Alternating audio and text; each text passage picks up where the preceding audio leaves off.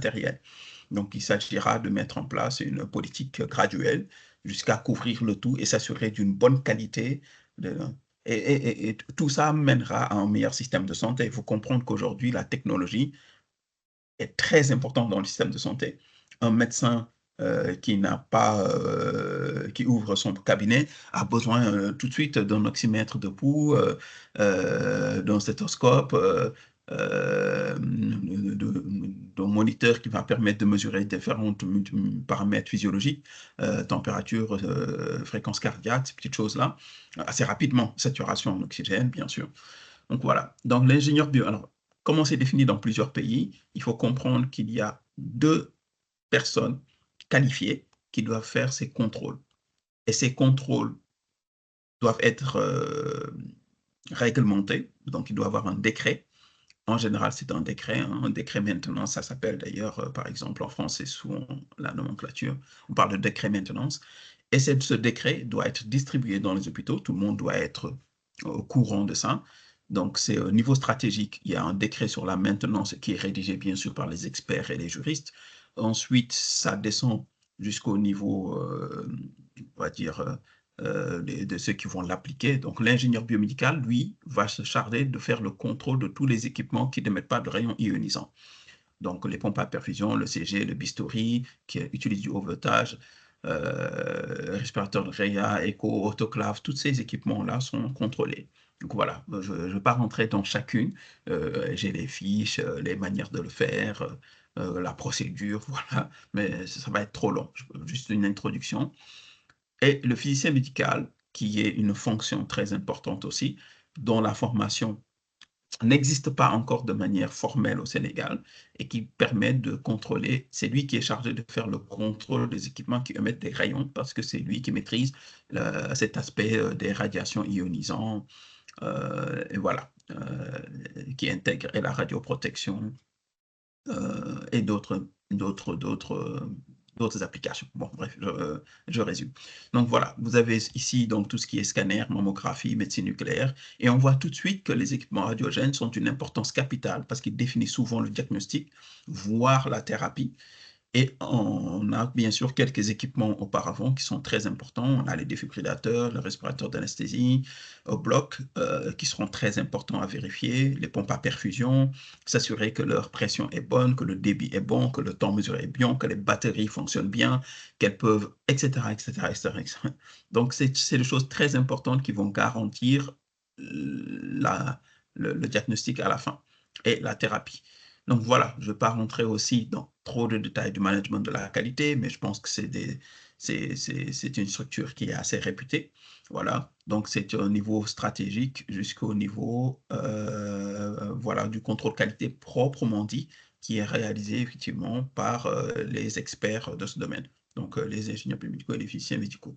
Donc il est important qu'il existe des organismes au niveau étatique qui permettent de rédiger ces différents décrets, ces différentes directives à l'intention des exploitants.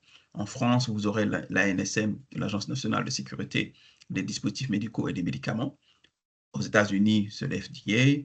Et bien sûr, au Canada, vous avez aussi une autre entité qui s'en occupe. Donc, vous avez dans chaque pays une entité qui réglemente et qui écrit tous ces décrets-là, ces arrêtés ou circulaires, et qui vont clairement énoncer à l'intérieur comment se fait ce contrôle qualité, pourquoi il est fait.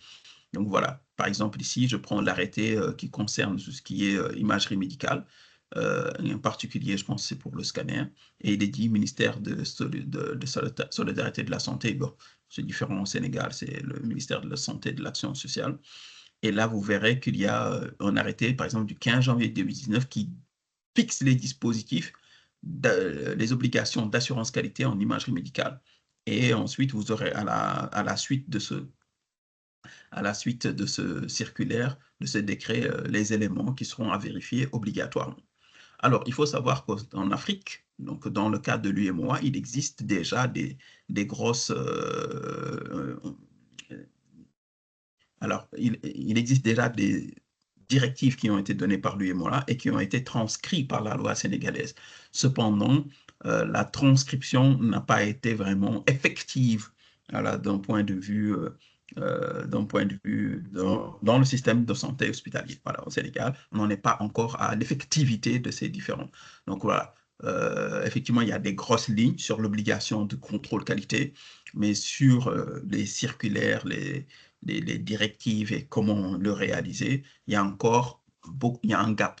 Il y a un gap. D'ailleurs, dans le système hospitalier, quand vous contactez les ingénieurs médicaux ou bien sûr les physiciens médicaux, vous serez au courant. Bon, vous vous rendrez compte qu'ils ne sont pas informés de ces différents. Et d'ailleurs, il n'y a pas de contrôle de ces évaluations d'un point de l'État, ce qui montre qu'il y a déjà un gap à ce niveau.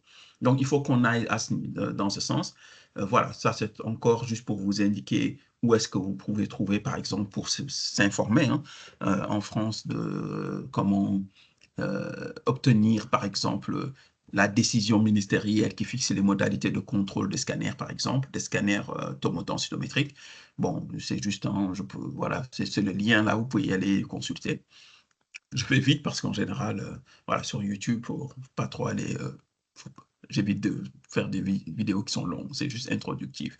Voilà, donc voilà les dispositifs biomédicaux qui sont concernés par cette directive de maintenance, par ces obligations de maintenance et de contrôle qualité, et qui est au-delà de la maintenance. Il y a la maintenance préventive, la maintenance corrective, la maintenance évolutive, et il y a bien sûr le contrôle qualité qui est un autre aspect qui concerne deux sous-ensembles, les équipements non radiogènes et les équipements radiogènes, et qui requièrent d'autres, des différentes compétences. Voilà. Donc la liste est là, je vous la laisse, vous pourrez stopper dessus pour voir un petit peu plus.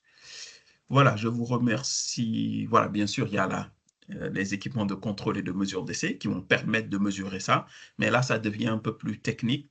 Donc, je préfère m'en arrêter là pour l'instant. J'espère qu'en tout cas, qu'il a été assez clair pour vous de l'importance du contrôle qualité. Donc, c'était juste pour introduire ce point et, et mobiliser voilà, nos décideurs à aller dans ce sens. Voilà. Je vous remercie pour votre attention. Merci beaucoup.